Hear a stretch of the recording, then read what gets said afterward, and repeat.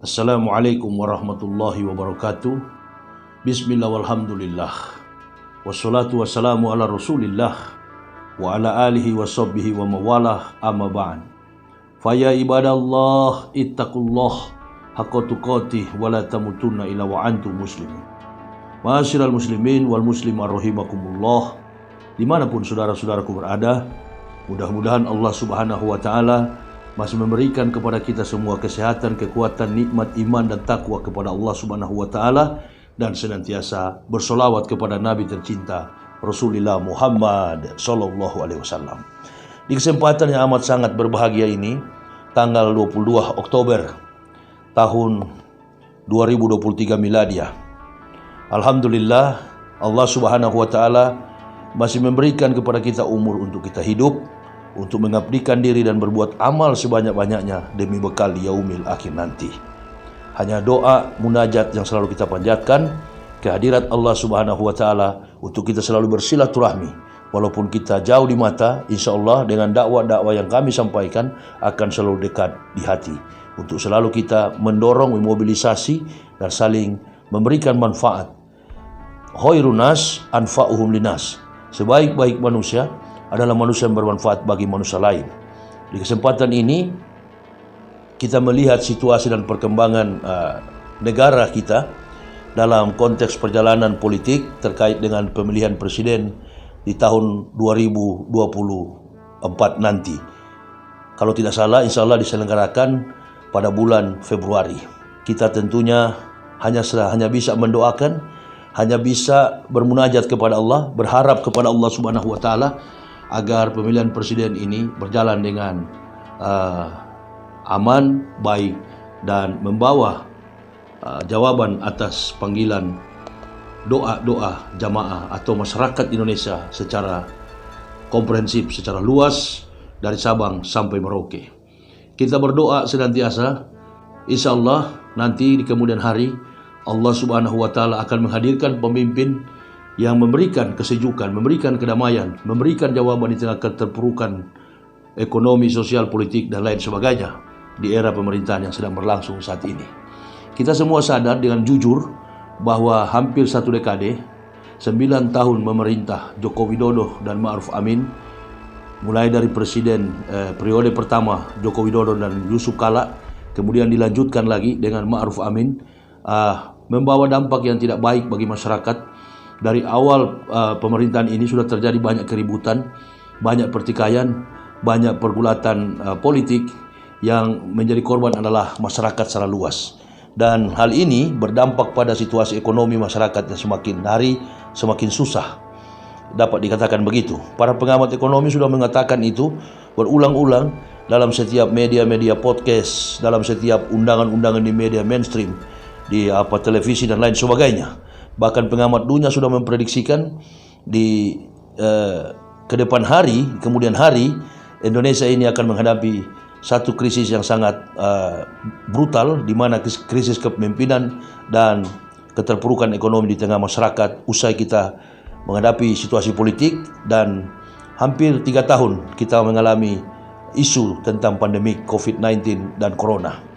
Ma'asyiral muslimin wal muslimat, selaku orang-orang beriman, Allah subhanahu wa ta'ala memberikan kepada kita satu pandangan terkait dengan pedoman hidup kita di dalam Al-Quranul Karim. Allah subhanahu wa ta'ala dalam Quran surah Al-An'am 123 ayat 123, Allah berfirman, wa gazalika ja'alna fi kulli qaryatin akabira mujrimiha liyamkuru fiha. Dan demikianlah kata Allah, kami akan mengutus di tengah-tengah suatu negeri, di satu negeri, di satu tempat, satu negara, pembesar-pembesar yang jahat yang akan menipu negeri dimaksud, negeri itu. Siapa pembesar yang dimaksud Allah subhanahu wa ta'ala? Pembesar-pembesar yang jahat itu adalah individu atau oknum pemerintahan. Mereka yang bekerja dalam lembaga eksekutif, mereka yang bekerja dalam lembaga legislatif, mereka yang bekerja dalam lembaga yudikatif. Keterpurukan moralitas, ketidakadilan yang berlangsung di negara kita akibat daripada moral dan akhlak daripada pejabat-pejabat kita yang tidak bisa dipercaya. Dan hal ini dikatakan oleh Al-Quran dengan tegas bahwa mereka adalah pembesar-pembesar yang jahat. Masyarakat Indonesia, rakyat, sudah memberikan tanggung jawab di pundak mereka sebagai seorang pemimpin, sebagai seorang pembesar, sebagai seorang yang paling disegani dalam kompleksitas kehidupan bermasyarakat. Artinya mereka adalah sosok pejabat, tetapi mereka tidak mampu mengurus masyarakat, mereka tidak mampu menjalankan roda pemerintahan ini dengan baik. Dan mereka dikategorikan oleh Al-Quran adalah pembesar-pembesar yang jahat. Terkait dengan pemilihan presiden 2024, sebagai masyarakat Indonesia yang paham betul dengan masalah-masalah yang terjadi dalam konstruksi kehidupan masyarakat secara luas dan juga persoalan yang ada dalam pemerintahan, maka selaku orang beriman, orang Islam, mukmin, kita tentunya diwajibkan oleh Allah mencari pemimpin yang betul-betul kuat. Kuat dalam artian bukan fisiknya saja, fisiknya kuat, tetapi kuat untuk mengantisipasi berbagai macam bujukan, berbagai macam tawaran, berbagai macam iming-iming yang diberikan oleh para oligarki.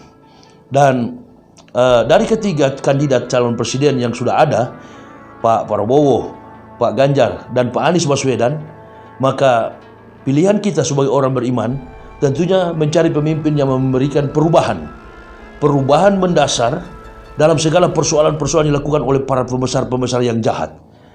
Tidak bisa dipungkiri bahwa mereka adalah pembesar-pembesar yang jahat. Telah terbukti bahwa mereka sekarang ini ada di penjara, baik dia jenderal, baik dia pimpinan satu lembaga kementerian, menteri, bahkan mereka adalah tiang pilar daripada hukum atau hakim, jaksa, dan para pejabat aparatur sipil negara. Sekarang mereka mendekam di dalam penjara.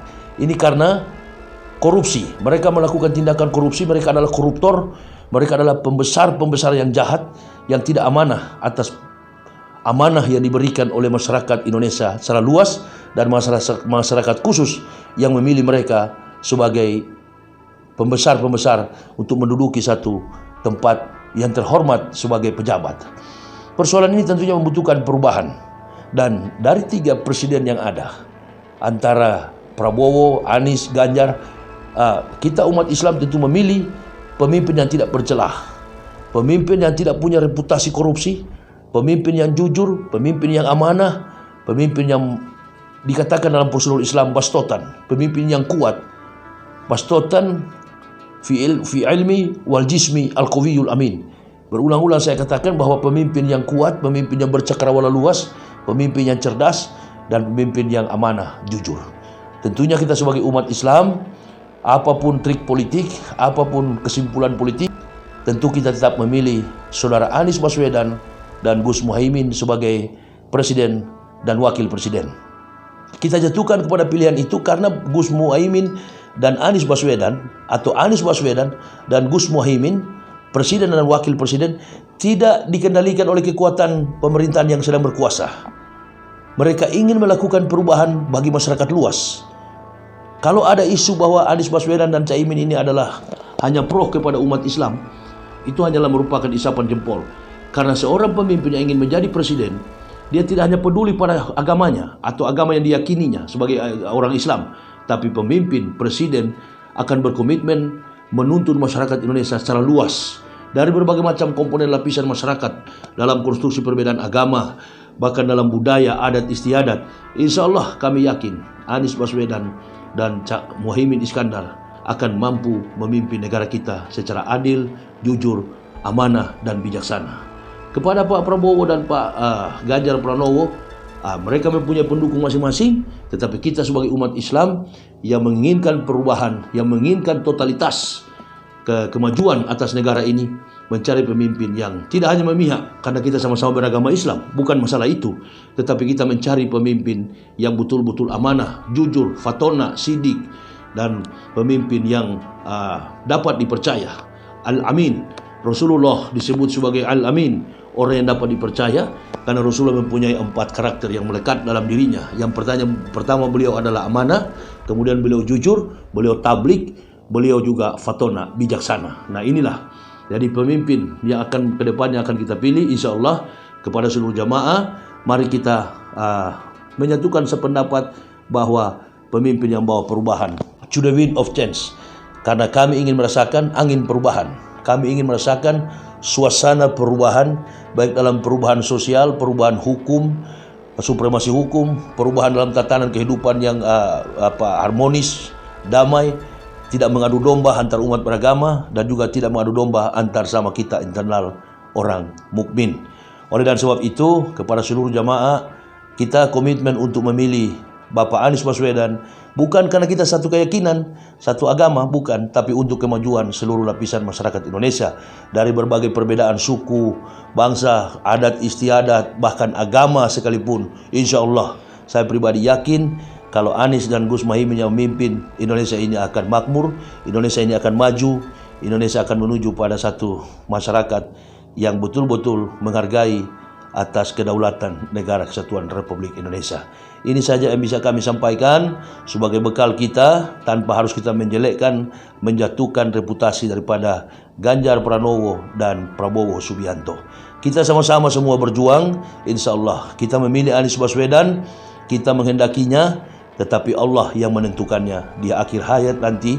Ketika kita mati, kita akan pertanggungjawabkan. Kalau kita memilih pemimpin yang tidak amanah, pemimpin yang tidak adil, kita juga akan bertanggung jawab di hadapan Allah Subhanahu wa taala hidup dan mati kita.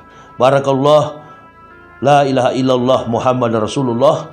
Allahumma sholli ala sayyidina Muhammad wa ala ali sayyidina Muhammad. Allahumma sholli ala Muhammad wa ala ali Muhammad. Wassalamualaikum warahmatullahi wabarakatuh.